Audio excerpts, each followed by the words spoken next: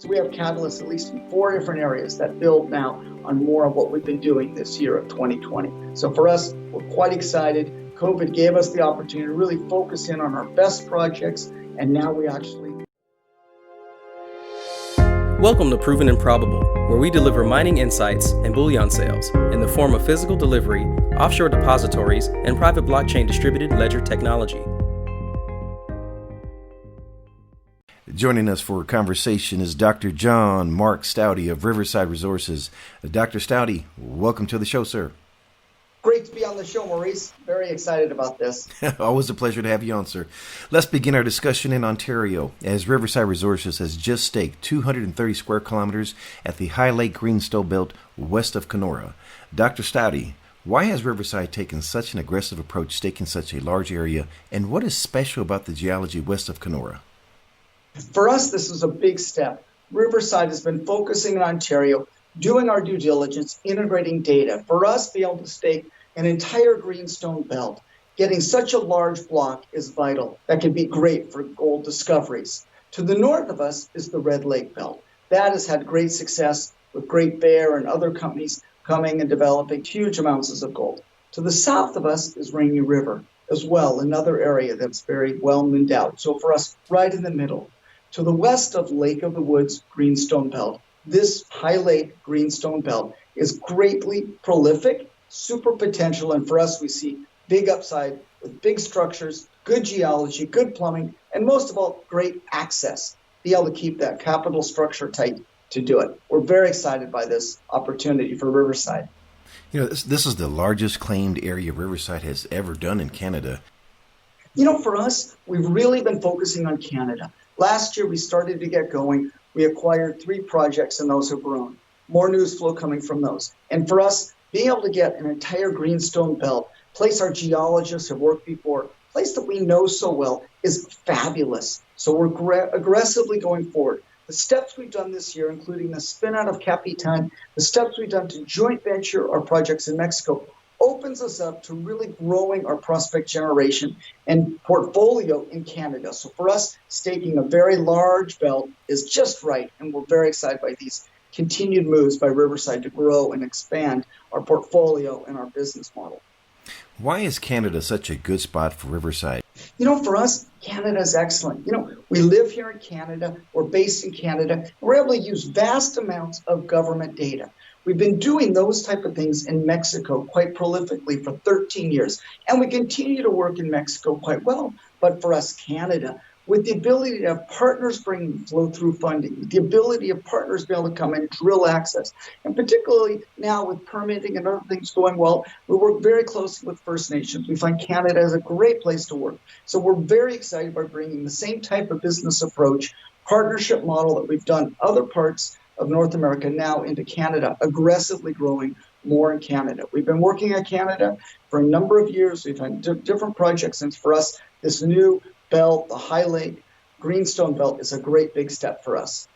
Speaking of the High Lake Greenstone Belt, what else can you tell us about it?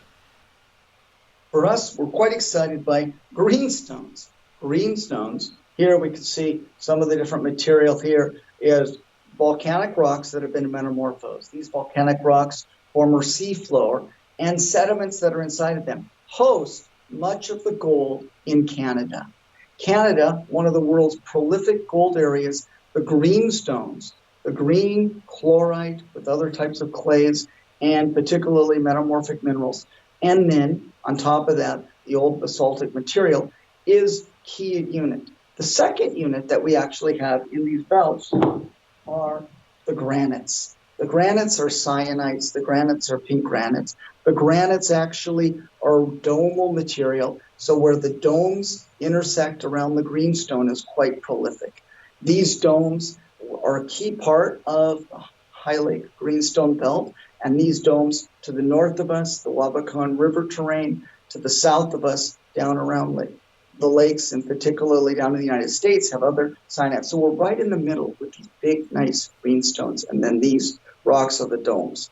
And then between those, where we find the shear zones, are the veins, and that has the gold, and we're quite excited. Here are some of the samples of quartz vein gold. We also have sulfide gold, And these quartz vein golds are often along the contact between the greenstone on one side and then cutting it, these veins. These type of associations are fabulous for us for big deposits like you find at Red Lake, like you find at Hemlo. For us, being in these metamorphic greenstone belts with the quartz veins and quartz vein breccias is fabulous with lots of sulfide.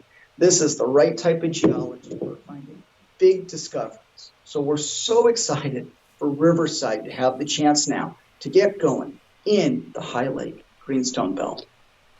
What about the discovery potential for large gold deposits makes Riverside focus on Western Ontario? There's three things. First is that there are other big districts, and those districts have had huge production. We're talking 50 million ounces, 30 million ounces, big districts of gold production. Secondly, the thing we like are big structures. I'll show you in a blow up here on the map. Here we actually are at the northern part of our claim block, and what we see on the claim block is this big shear stone structure. The shear structure to the south of the Wabagon terrain and the dome in the Greenstone Belt, this big structure has many big deposits and big potential, and we really like the High Lake Greenstone Belt because it has the big shear zones. The second shear zone is coming through here, through the central part, going again through the High Lake shear zone. And this second structure is another major structure.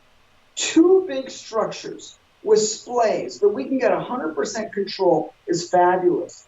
There's lots of gold mineralization along these structures. There's lots of gold mineralization in these greenstone zones. So we see the good potential here for now integrating our data and integrating our program, and this summer doing a field program out here to really be able to elucidate and develop this greenstone terrain. What work will you be doing this year, and what do we expect as news flow? For us, we'll be doing two key works. First is we're doing mapping. We're going around where there's outcrop and cover areas, and we're out doing mapping and doing sampling and study of these areas. The second thing we're doing is interacting with the First Nations and interacting with the people in the community to make sure we integrate with them. So we want to make sure that we go hand in hand. Community engagement, community collaboration, and geology. The geology we really like. So our team is out in the field now, doing sampling, doing mapping, and we'll be looking forward to those results.